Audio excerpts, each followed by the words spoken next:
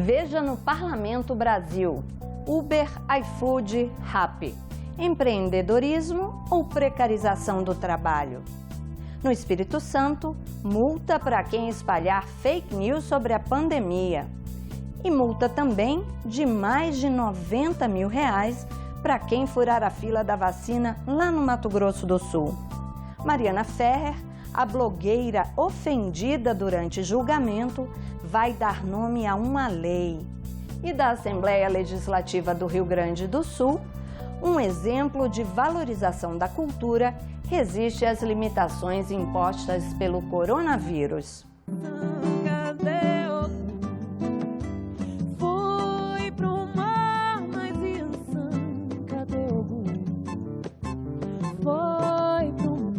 As iniciativas que mudam a vida dos brasileiros passam pelos parlamentos. E o programa Parlamento Brasil, junto com as TVs legislativas, conta para você os assuntos que mobilizam as casas de leis do país.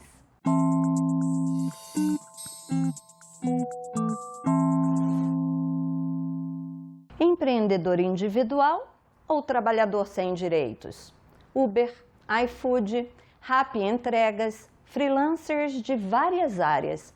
São todos exemplos de trabalho digital que cresceu 5 vezes nos últimos 10 anos e vem crescendo ainda mais depois da pandemia. A Organização Internacional do Trabalho alerta para a precarização de direitos. As plataformas digitais cresceram 5 vezes ao longo da última década, oferecendo oportunidades a alguns, mas também afetando os direitos trabalhistas. É o que alerta a Organização Internacional do Trabalho após entrevistar diversos trabalhadores destes novos modelos de negócios. O estudo aponta que a pandemia de Covid-19 no mundo acelerou a migração para uma economia digital, mas sem resguardar os direitos de milhões de pessoas. A advogada trabalhista Érica Martins afirma que estas modalidades de emprego surgiram como uma ideia de compartilhamento de tecnologias e consumo sustentável, mas a advogada ressalta que não é isso que vem sendo aplicado atualmente. Inicialmente é vendido um sonho do empreendedor individual, com autonomia de horário, flexibilidade, mas a realidade é bem diferente. E esses trabalhadores se deparam com uma ausência de direitos trabalhistas, com a ausência de apoio dessas plataformas e também com a ausência de uma estrutura sindical que os representem coletivamente, de forma que isso gerou um grande número de ações ao redor do mundo inteiro, onde é discutido o vínculo trabalhista e os direitos da relação de trabalho para esses trabalhadores. O coordenador do curso de Análise e Desenvolvimento de Sistemas da Faculdade CDL, Ricardo Holanda, declara que empresas do mercado tecnológico são as que mais contratam atualmente no mundo. Ele afirma que as pessoas precisam cada vez mais se adaptarem aos novos modelos de trabalhos que são inseridos na sociedade. As empresas do mercado digital de base tecnológica são as que mais contratam. E, por isso, cada vez mais as pessoas que estejam capacitadas para atuar nesse segmento, acompanhando as novas demandas de mercado, os avanços de tecnologia e as mudanças do comportamento do consumidor são requeridas. Assim, é fundamental que as pessoas comecem a se preparar para assumir esses postos de trabalho. E uma boa opção é pensar na capacitação técnica, através, por exemplo, da realização de um curso superior, que lhe permita ter acesso a esses conhecimentos exigidos pelo mercado. Já o presidente do Sindicato dos Trabalhadores em Processamento de Dados, Serviços de Informática e similares do Estado do Ceará, Valmir Braz, relata ter preocupação com o crescimento do segmento, pois muitos trabalhadores estão tendo seus direitos prejudicados. Muitos trabalhadores hoje se submetem a condições precárias. Com a nova reforma trabalhista, com o advento da reforma trabalhista, do trabalho intermitente, muitos trabalhadores se submetem também a esse trabalho intermitente, esquecendo todos os direitos trabalhistas regidos pela CLT, Consolidação das Leis do Trabalho, e que eles têm direito. E nós, enquanto sindicato, nós não podemos fazer praticamente nada, porque para que a gente atue tem que haver denúncia. E muitos trabalhadores, às vezes, se submetem a sair do regime seletista e ir para o regime PJ, que é pessoa jurídica, Até porque para eles acham que o regime jurídico é melhor porque ele recebe tudo, não tem desconto de nada, mas também não vê o futuro. Porque no dia que esse trabalhador for demitido, ele vai ser demitido sem receber praticamente nada.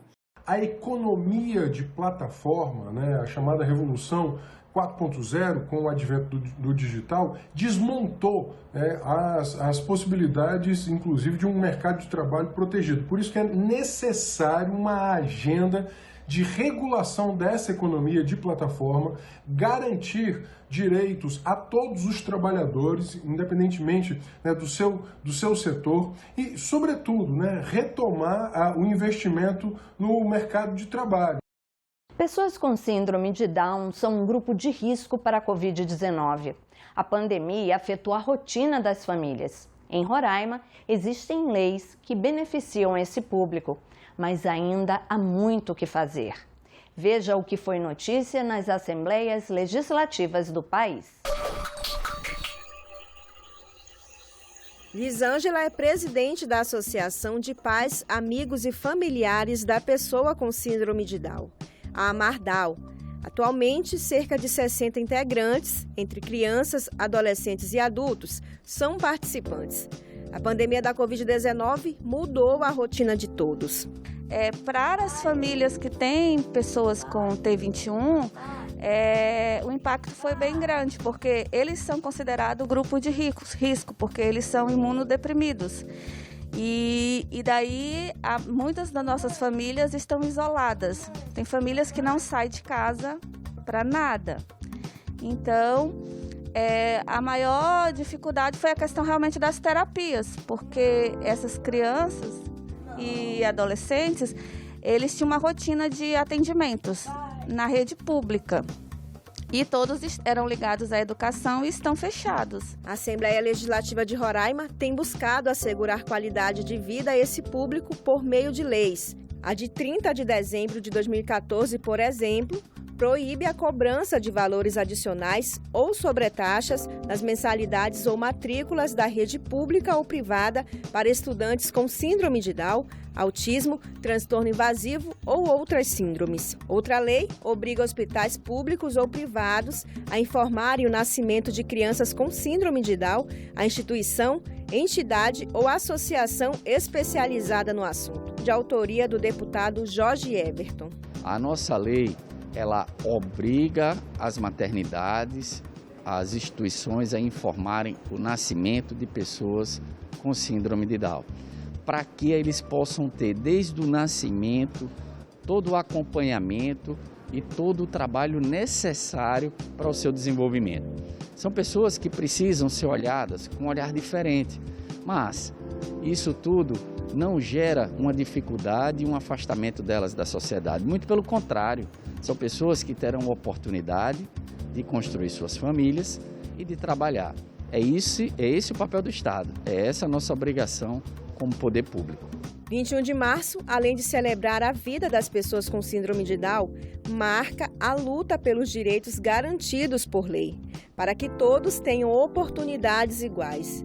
Lisângela sabe o quanto isso é importante. Todas as leis que beneficiam as pessoas com deficiências, elas automaticamente atendem a criança e o adolescente com síndrome de Down.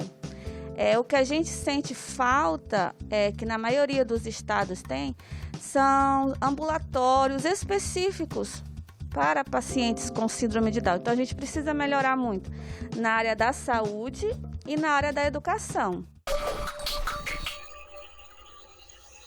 No Espírito Santo, quem espalhar notícias falsas, as chamadas fake news sobre a Covid-19 e outras doenças, poderá pagar multa de até R$ 700. A regra que combate esse tipo de crime de disseminação de mentiras é a Lei 11.135, de autoria do deputado Dr. Hércules. A norma está valendo desde junho de 2020. Segundo a médica infectologista Jaqueline Rueda, o dispositivo é especialmente importante nesse momento em que o país precisa acreditar nos benefícios da vacinação contra a Covid-19. É extremamente importante o combate às fake news. Essas falsas notícias, elas geram desinformação que podem induzir o indivíduo a uma tomada errada de decisão. E uma vez que esse indivíduo ele opte por não se vacinar ou não levar aquela pessoa que está sob seus cuidados, isso faz com que a cobertura vacinal fique aquém do que é desejado, do que é necessário. E com isso, haja uma falha no controle da doença. As denúncias devem ser encaminhadas para o site da Ouvidoria Geral do Espírito Santo. O internauta deve clicar no link Nova Manifestação. Depois disso, o interessado encontra o espaço para denúncia. Caso haja constatação de que a notícia é mentirosa, a Seconte repassará o caso para a Secretaria de Estado da Saúde, responsável pela punição dos infratores. As multas previstas na Lei de Combate às Fake News sobre pandemias, epidemias e endemias no Estado variam de R$ 70 a R$ 700. Os valores arrecadados devem ser revertidos para o Fundo Estadual de Saúde. Multa de mais de R$ 90 mil para quem furar a fila da vacinação lá no Mato Grosso do Sul. O projeto de lei foi aprovado pela Assembleia Legislativa do Estado e já foi sancionado pelo governador Reinaldo Azambuja. Podem ser punidas tanto a pessoa que recebeu a vacina quanto a que aplicou.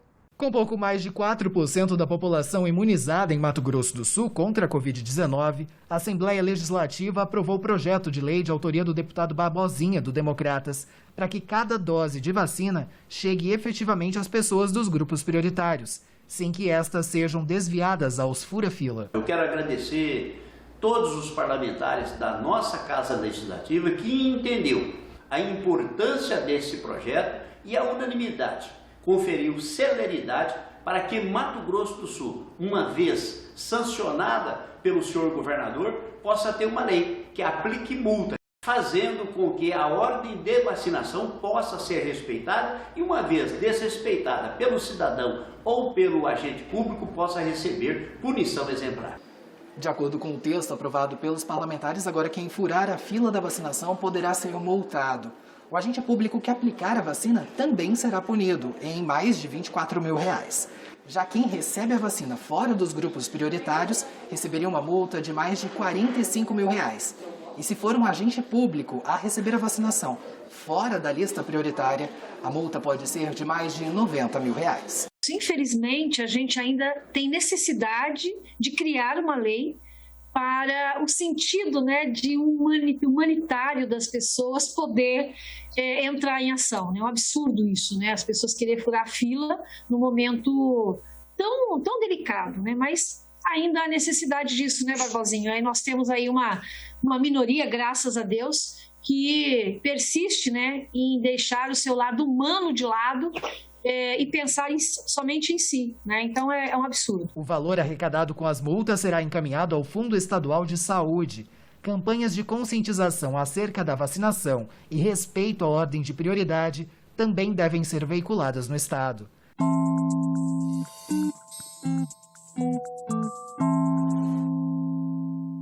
O sucesso da vacinação em massa é o que vai determinar a recuperação da economia, com a volta segura de todo mundo ao trabalho.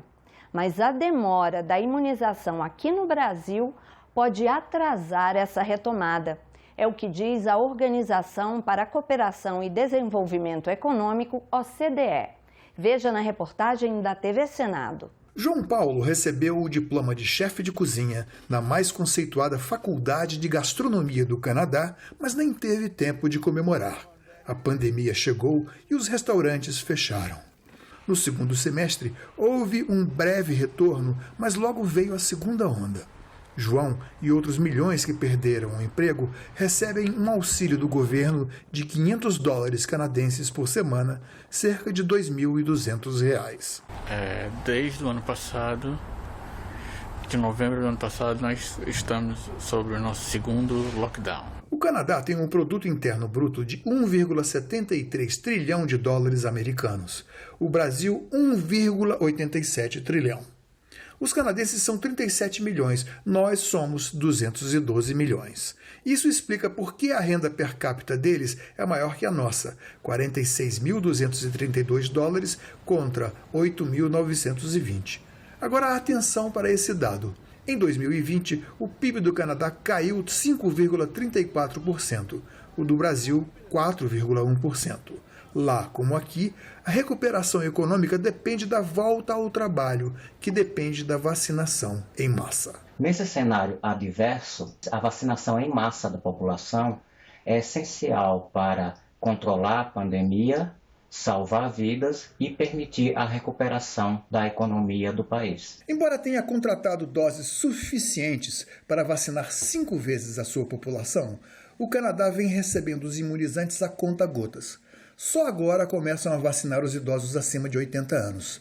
Mas com certeza eles vão nos ultrapassar, pois em junho começa a vacinação da população em geral e em outubro estarão todos imunizados. Enquanto isso, aqui no Brasil, nós não temos previsão. Para a economista-chefe da OCDE, Laurence Boone, a demora na vacinação em massa pode colocar o Brasil dentre os países de recuperação mais lenta na economia. Eu concordo com essa análise por 3 motivos principais. Primeiro que a situação da falta de vacinação, da pandemia em si, cria incerteza. Em um ambiente de incerteza, as pessoas não querem investir, limitam o consumo. A pandemia leva a uma queda de produtividade. Por que isso? As diversas medidas sanitárias, por exemplo, uma empresa, o que acontecia antes? Era um espaço onde era feito para trabalhar, digamos, 30 pessoas, hoje só pode trabalhar 15. Falta agora as ações governamentais para implementarem a solução que a ciência já conseguiu. Enquanto a vacina não chega, o jeito é o isolamento social. Isso pode ser fácil em países ricos. No Canadá, a economia informal não passa de 2,67%. Aqui no Brasil, chega a 17%. Ou seja, quem não sai às ruas não tem dinheiro. Por isso, medidas como quarentena e lockdown, embora recomendadas por epidemiologistas, são tão impopulares. Bom, em relação à porcentagem da população que deve ser vacinada para que se adquira um controle da pandemia, por assim dizer, a maioria dos estudos e análises estatísticas prevê que ao menos 70% da população deve ser vacinada para que possamos pensar no começo do controle da pandemia pelo novo coronavírus. Mariana Ferrer, aquela blogueira que sofreu humilhação durante um julgamento em que ela acusava um empresário de estupro, pode dar nome a uma lei. É o que você vai ver na reportagem da TV Câmara. O plenário da Câmara aprovou 3 projetos voltados às mulheres. Entre eles, a proposta de autoria da deputada Lídice da Mata, que obriga o juiz a zelar pela integridade física e psicológica de vítimas e testemunhas em processos judiciais. Este é um momento importantíssimo para que nós possamos viabilizar um projeto de lei que busque dar dignidade à mulher, à vítima em geral, para garantir que ela não seja revitimizada, agredida outra vez, exposta novamente à humilhação durante o julgamento do réu, daquele que a atacou. Pelo projeto, fica proibido em audiências e julgamentos o uso de linguagem ou qualquer tipo de informação ou material que ofenda a dignidade das vítimas ou das testemunhas. A proposta, se virar lei, vai se chamar Lei Mariana Ferrer, em homenagem à jovem catarinense vítima de violência sexual que sofreu humilhações do advogado de defesa do acusado de estupro durante o julgamento do caso. Só ficamos bastante incomodados com relação à denominação. Lei Mariana Ferrer, denominar alguém específico não é nada saudável. Ainda mais nesse caso da Mariana Ferrer, porque, lembrando, no processo, o réu foi absolvido.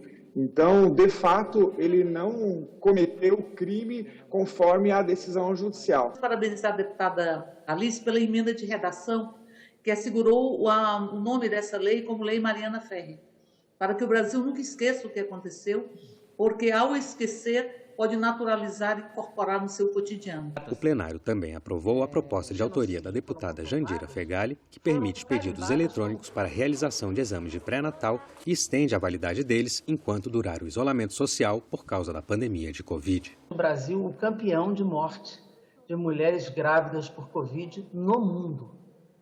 Então, nós precisamos não só da atenção ao pré-natal, mas também a atenção às mulheres grávidas contaminadas. Nós podemos chegar, deputada Rose, no Dia das Mães, com 500 mil mortes. Vamos deixar esses índices caóticos do nosso país para trás, aprovando medidas proativas como essa.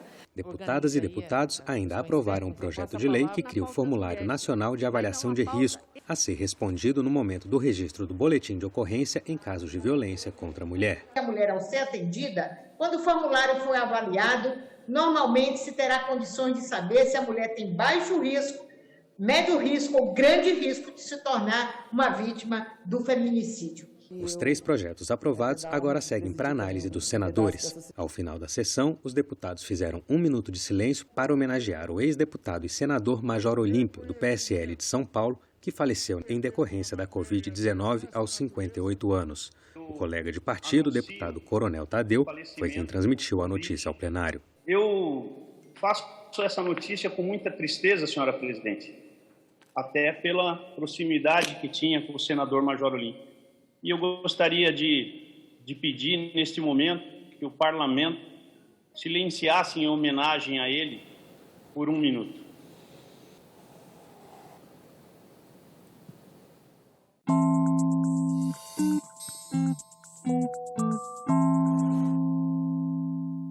Olha só essa força que a Assembleia Legislativa do Rio Grande do Sul está dando para os artistas, tão impactados nesses tempos de coronavírus. A nossa vitrine de hoje vai para o projeto Sarau do Solar, promovido pela Casa há 28 anos. Antes, com shows presenciais gratuitos para o público. Pois bem, depois da pandemia, ele não parou, se reinventou. Os espetáculos continuam acontecendo, agora por meio de lives. O Sarau do Solar foi criado em 1993 para dar espaço aos artistas locais das mais diversas expressões culturais, desde os representantes da música regional, passando pelos da música instrumental e MPB, até os da música clássica. O nome do projeto foi escolhido em homenagem ao Solar dos Câmara, prédio histórico onde a maioria dos espetáculos acontece. Mas em 2020, com a pandemia do coronavírus, os shows se transformaram em lives e as apresentações não ficaram mais restritas apenas aos palcos, tiveram lugar em diversos espaços da Assembleia Legislativa e também em ambientes do Teatro São Pedro. A temporada virtual do Sarau do Solar começou com a cantora Anade, que homenageou Clara Nunes no espetáculo Anade Canta Clara.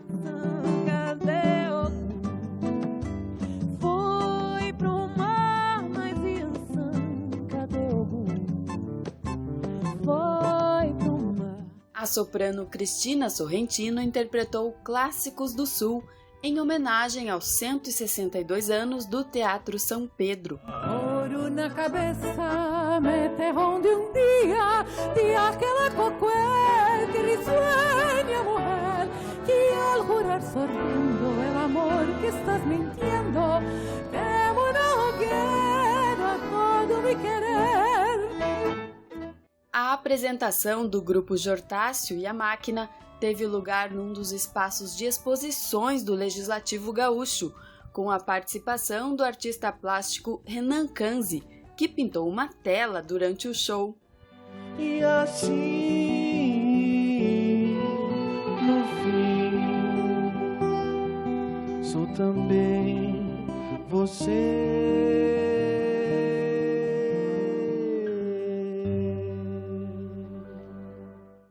Luciano Leães se apresentou no Memorial do Legislativo, prédio histórico que foi a primeira sede do Parlamento Gaúcho.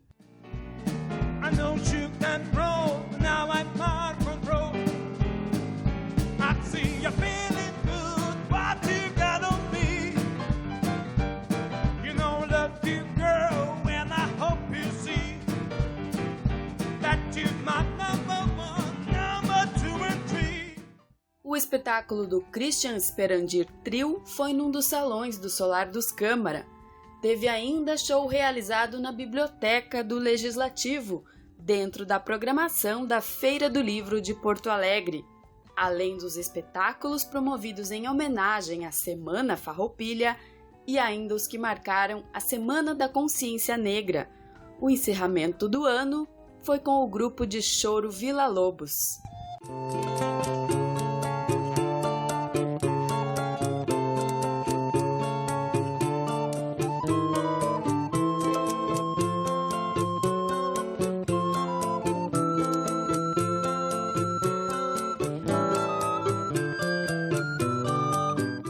Ao todo, foram 17 espetáculos ao longo de 2020 e as lives continuam em 2021. O ser humano, ele é um indivíduo, uma espécie que precisa, né, de alimento da alma, né? Porque, do contrário, essas insatisfações, essas angústias, essas questões que impactam toda a sociedade, se transformam em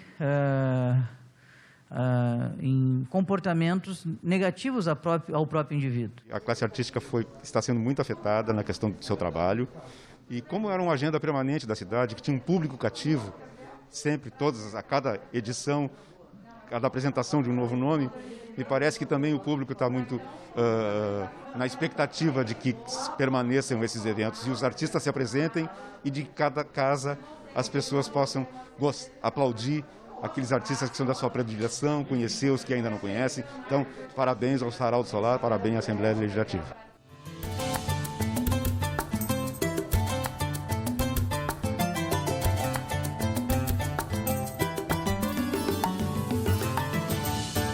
Olha aí, fica a dica para as outras casas legislativas do país promover a cultura de uma forma tão bacana. O Parlamento Brasil fica por aqui. Se quiser rever qualquer um dos nossos programas, você sabe, tá tudo lá na internet. senado.leg.br/tv ou o nosso canal no YouTube. Aproveita, vai lá, se inscreve. Se você quiser, também pode mandar um e-mail para a gente. A gente vai adorar responder. Olha só, se você puder, fique em casa, tá? Semana que vem tem mais. Tchau.